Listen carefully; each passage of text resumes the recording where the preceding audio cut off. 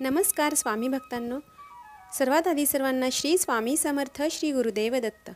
तुमच्या ज्या काही समस्या असतील, अडचणी असतील, त्या स्वामींच्या कृपेने लवकरात लवकर पूर्ण हो अशी मी स्वामींच्या चरणी प्रार्थना करते आणि आजच्या व्हिडिओला सुरुवात करते. चला तर बघूया आजचा व्हिडिओ. तर स्वामी भक्तांनो, आपण जेव्हा स्वामींची नित्यसेवा करत असतो किंवा त्यांची आरती, पूजा, स्मरण, जपमाळ हे सगळ्या गोष्टी करत असताना आपल्याला एक काम नित्य नियमानं करायचं आहे. ते म्हणजे आपल्या घरामध्ये जे काही पदार्थ बनत असतील त्याचा नैवेद्य अगोदर काढून आपल्या स्वामींच्या पुढे ठेवायचा आहे. त्यांना तो अर्पण करायचा आहे आणि त्यांनी ग्रहण करून झाल्यानंतर आपल्याला तो नैवेद्य खायचा आहे. असं केल्याने काय होतं तर तो नैवेद्य आपण जेव्हा स्वयंपाक करत असतो त्यावेळेला जेव्हा आपण स्वामींना नैवेद्य दाखवायचा आहे म्हणून तो स्वयंपाक करत असतो त्यावेळेला तो स्वयंपाक इतका सुंदर आणि इतका चविष्ट बनतो, कारण त्यामध्ये प्रसादाचं रूप आलेलं असतं. आणि जेव्हा तो आपण स्वामींच्या पुढे अर्पण करतो आणि त्यांना तो नैवेद्य म्हणून दाखवतो त्यावेळेला त्या प्रसादाची जी चव असते ती अमृतापेक्षाही सुंदर असते. आणि तुम्ही स्वतः बघा, आपल्याला कधीकधी आपण नेहमी स्वामींना नैवेद्य दाखवत नाही, पण मी जेव्हापासून मला हे समजलं तेव्हापासून मी रोज नित्यनेमाने माझ्या स्वामींच्या समोर प्रसाद बनवते, नैवेद्य बनवते. जे काही असेल ते, जे काही ताजं अन्न माझ्या घरामध्ये जे बनतं ते मी स्वामींना अर्पण करते, स्वामींना नैवेद्याच्या स्वरूपात अर्पण करते. दोन्हीही टाईम मी हे काम करते.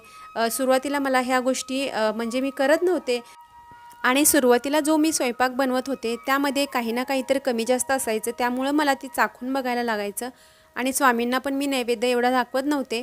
गुरुवार वगैरे असेल किंवा काही स्पेशल असेल तेव्हाच मी तो नैवेद्य दाखवायचे.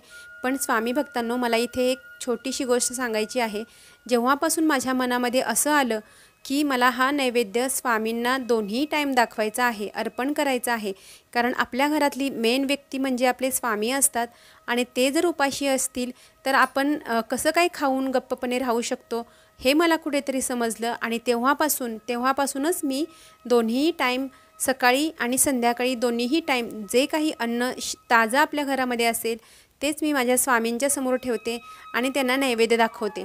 तो नैवेद्य बनवताना अगदी स्वामींसाठी जेव्हा आपण, म्हणजे आता मी नेहमीच, मला सवयच झालेली आहे ॲक्च्युली, आणि जेव्हा मी जेवण स्वयंपाक बनवते त्यावेळेला तो मला चाखून बघण्याची अजिबात गरज नसते. कारण तो प्रसादाचं ते स्वरूप बनलेलं असतं, कारण ते स्वामींना आपण दाखवत असतो, नैवेद्य स्वामींना आपण अर्पण करत असतो आणि स्वामी हे सगळं बघत असतात. आणि जेव्हा आपण आपल्या स्वामींसाठी ते बनवत असतो तेव्हा नक्कीच त्यामध्ये मीठ, तिखट हे सगळं परफेक्ट असतं. तुम्ही एकदा करून बघा. दोन्हीही टाईम तुमच्या घरामध्ये जे काही अन्न असेल ते तुम्ही स्वामींच्या पुढे अर्पण करा नैवेद्याच्या स्वरूपामध्ये आणि तेच नंतर तुम्ही ग्रहण करा. आणि त्यानंतर बघा तुम्ही आपल्या घरामध्ये काय बदल घडून येतात ते. कारण मी जेव्हा नैवेद्य दाखवत नव्हते त्यावेळेला खूप काहीतरी वेगळी परिस्थिती होती माझ्या घरामध्ये. आणि आता दोन्ही टाईम स्वामींना मी नैवेद्य दाखवते आणि त्यानंतर जी परिस्थिती आहे तेच मी तुम्हाला इथे सांगण्याचा प्रयत्न केलेला आहे. अगदी छोटासा प्रामाणिक प्रयत्न आहे, तो तुम्हीसुद्धा करावा. यासाठी वेगळं काही रोज पंचपक्वान्न बनवायचं आहे असं पण काही नाही आहे. यासाठी आपल्या घरामध्ये जे काही ताजं अन्न बनत असतं तेच आपल्याला स्वामींना आपल्या दाखवायचं आहे आणि ते नंतर आपण खायचं आहे. यामुळे आपल्या घरामध्ये स्वामींचा आशीर्वाद सदैव आपल्या पाठीशी असतो, त्यांचा वरदहस्त आपल्या डोक्यावरती असतो आणि आपण त्यांना जे देतो त्याच्या 100-1,00,000 पटीने ते आपल्यासाठी देतात. त्यामुळे आपल्याला हे काम दोन्ही टाईम करायचं आहे. आणि मी सुद्धा सकाळी जेव्हा नैवेद्य बनवते तेव्हा कधीकधी पूर्ण जेवणाचा नैवेद्य असतो, कधीकधी संध्याकाळी थोडंसं सकाळचं राहिलं असेल तर अशा वेळेला मी संध्याकाळी भात जर ताजा असेल किंवा भात किंवा भाजी ताजी असेल तर अशा पद्धतीचा मी संध्याकाळी नैवेद्य अर्पण करते.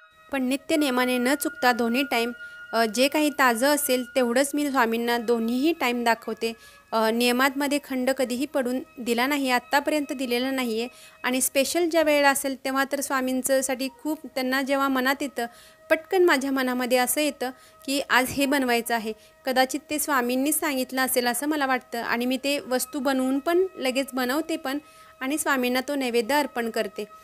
तर तुम्हीसुद्धा अशा पद्धतीने नैवेद्य अर्पण करावा आणि आपल्या आयुष्यामध्ये स्वामींचा कृपाप्रसाद आपल्यावरती नेहमी असून द्यावा.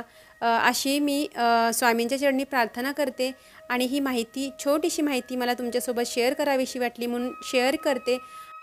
आणि तुम्हाला ही छोटीशी माहिती कशी वाटली हे कमेंट्स बॉक्समध्ये सांगायला विसरू नका. आवडली असेल तर लाईक करा, शेअर करा, जास्तीत जास्त शेअर करा आणि माझ्या चॅनेलला सबस्क्राईब करायला विसरू नका.